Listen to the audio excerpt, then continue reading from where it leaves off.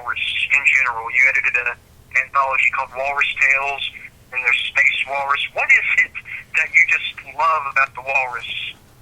I mean, just look at a picture and answer that question, really. I mean, there's something magical about them. The Beatles knew it, right? They got huge tusks. They got these eyes that, I mean, gosh, they're walruses. What can I say? I mean, so I'm trying to explain why do you love the sun? Why do you love this? It's just the basic fundamental element, the Walrasian element. So. It shouldn't be a question. It's just you look at a walrus and you just gotta love them. That's cool. Yeah, that's why it's so hard to answer, because I feel like it should be something that people just recognize, you see. Yeah.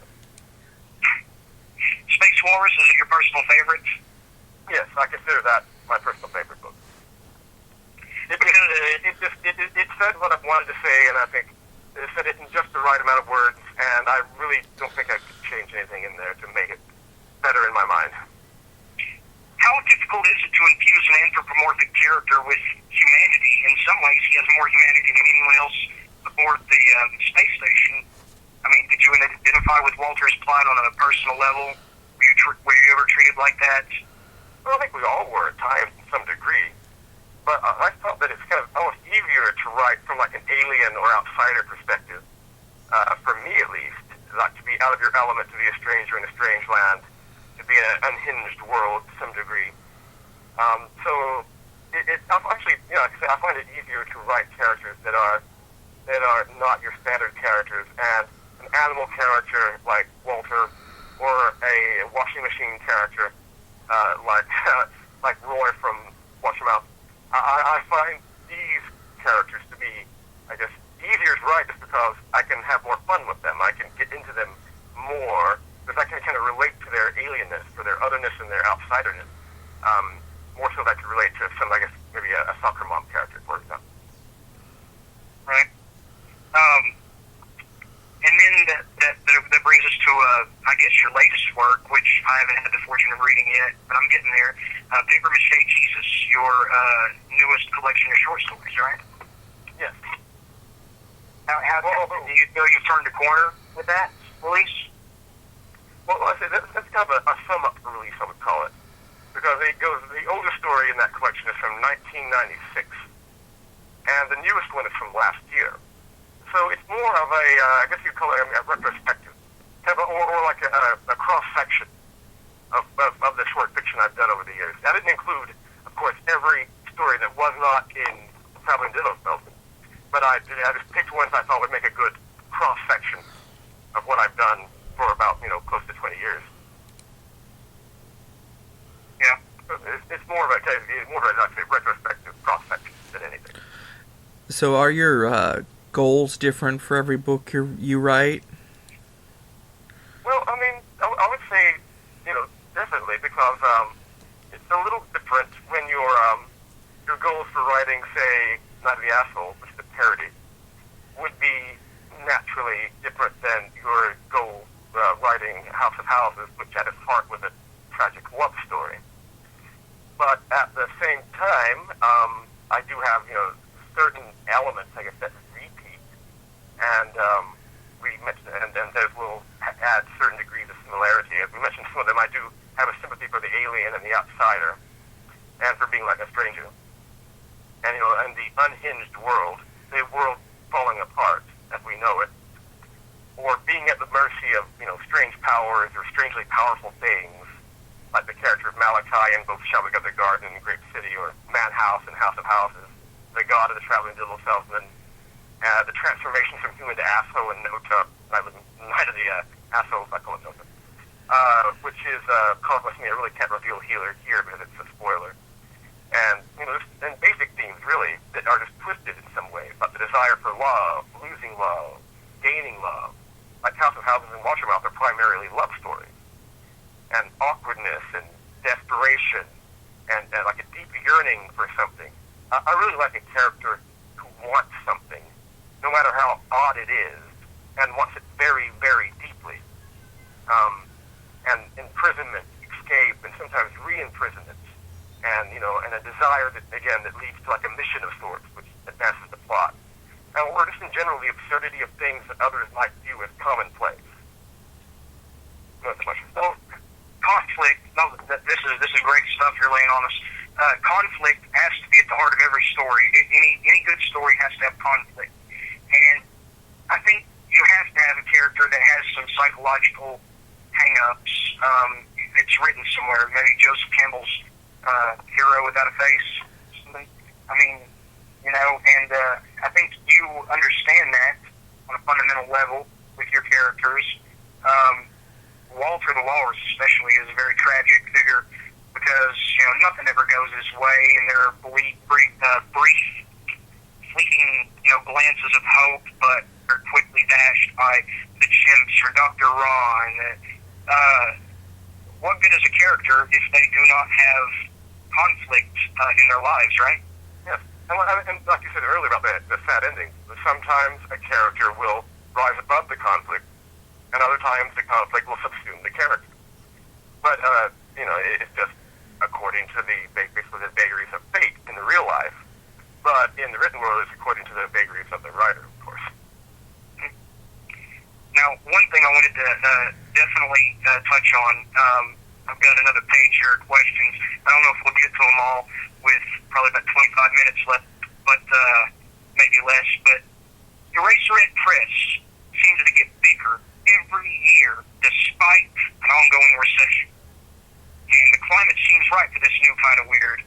How do you guys do it? Do you think that people just want to forget their troubles with something totally alien?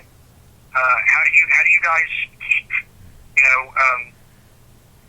beating obstacles in this kind of economic climate?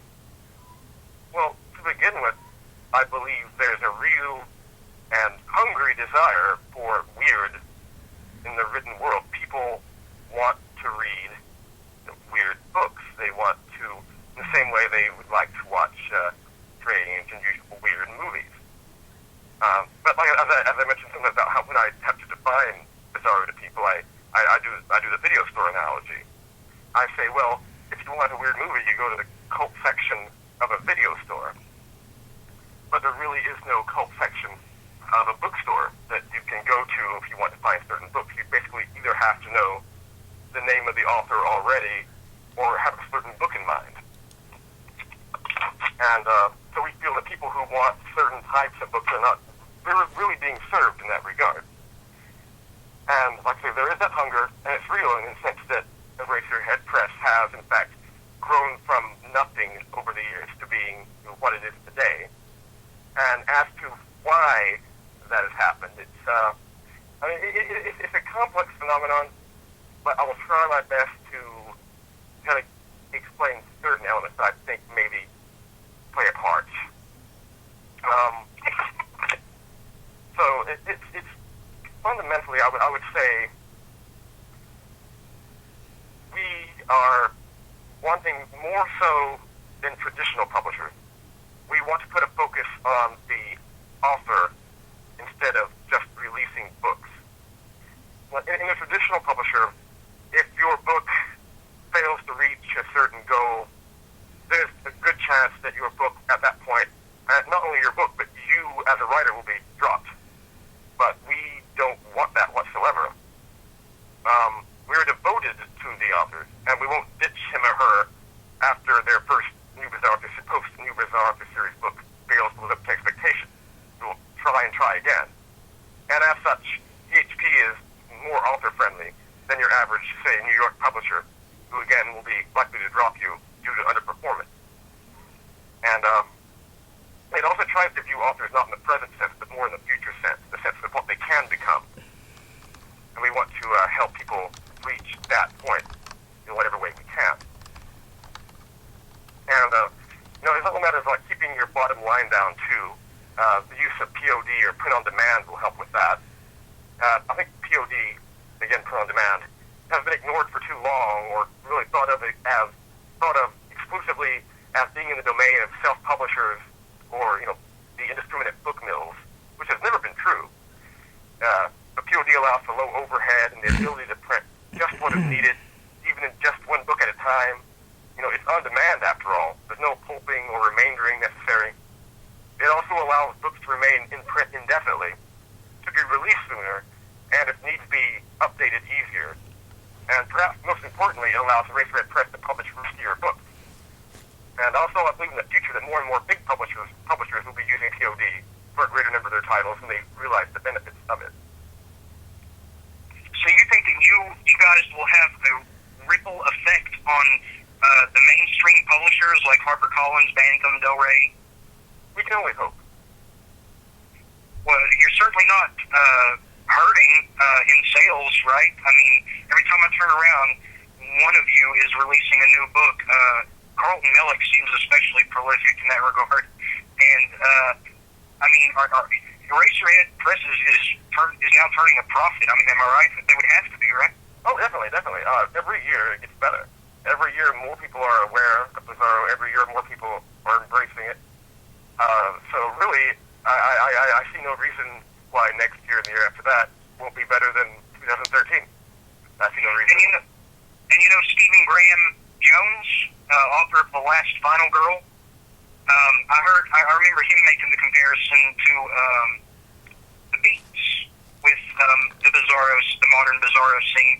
A comparison as far as you have these figureheads such as Ginsberg, Burroughs, Kerouac, and then you have the ones that come along a little later, and they form this collective of like a new genre unto itself. And I can totally see the connection.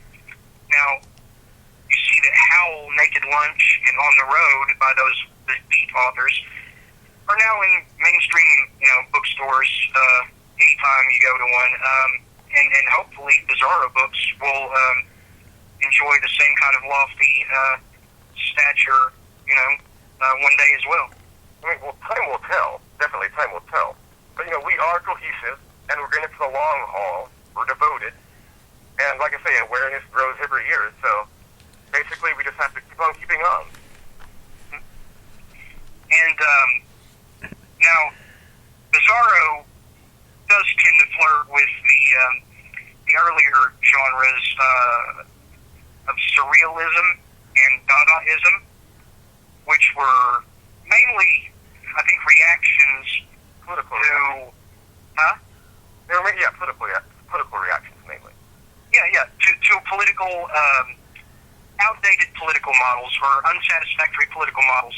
So instead of criticizing and getting on a soapbox and nobody really listens, we'll just shun reality altogether and make our own. Would you say that's correct? And that's kind of what Bizarro carried on from surrealism? I'll say that spirit. Of course, it's less politically inclined. I think more, author reader inclined more than we're going against some sort of whatever political flavor of the day is going. So, but yeah, in spirit, I would say definitely. But can Bizarro, could it offer social commentary maybe eventually? Could it go that route? Oh, I think it does currently. Like I said, I would say not Bizarro as a whole. You would say it would be a political thing if you were to look at it just in a macro sense. You wouldn't say, oh, it's a political entity. But that doesn't mean that individual books can't have political elements or social satire. I know I have social satire elements in certain books of mine. But like I say, on a macro level, you wouldn't say that it would be a political thing in like the Dada or Surrealist. But I'd say on a macro level, you could. On an individual book-by-book level. Yeah, I can see a social commentary in House of Houses. I think it's a fable that should be read by all homebodies and recluses. Would you agree? Maybe tell people what it's about a little more. Well, it's basically a story of a quiet little man who loves his house in the same way that most men love women. And on the night before their marriage, and he has even drilled a hole in the wall so he might consummate their union. He's kept himself a virgin up until that night. But he doesn't get to use that hole or marry his house because the next morning all structure has collapsed as one. I mean, it's basically a great house or a great structure apocalypse. And Helen is just a melting pile of goo like every other house.